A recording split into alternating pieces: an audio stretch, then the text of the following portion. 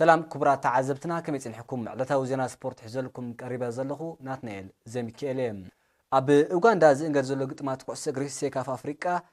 በናይ ክልቲኡ ጾታ ኣብ ምስታፍ ዘላ ሃገራዊት ጋንታ ኩዕሶ እግሪ ኤርትራ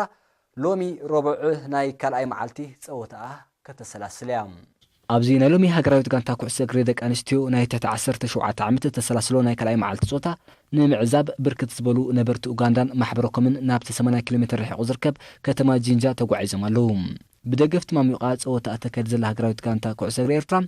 ምስ ኬንያ ብደቂ ኣንስትዮ ክትገጥም ኬንያ ተረቲዕ ድማ ነቲ ኣብ ዝሓልፈ መዓልታት ዘጋጠመ ናይ ፋልማይ ተመኩራን ስዕረት ክድብሳ ክኽእለን እዩ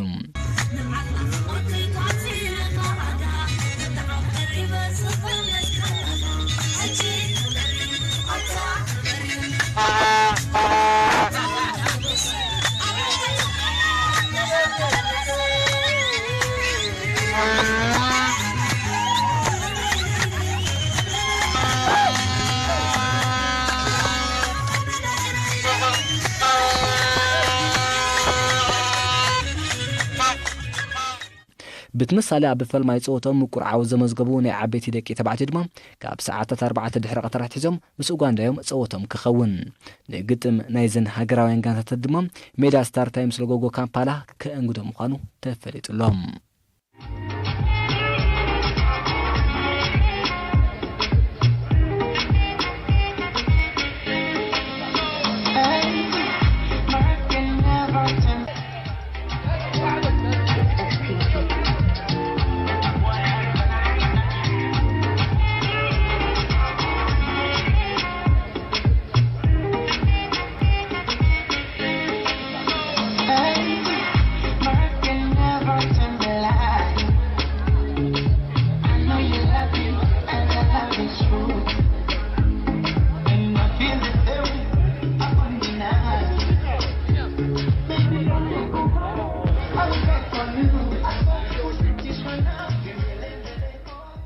برات عزبتنا نلوم علت زتدالو زينا سبورت ابزي تفصيم لهم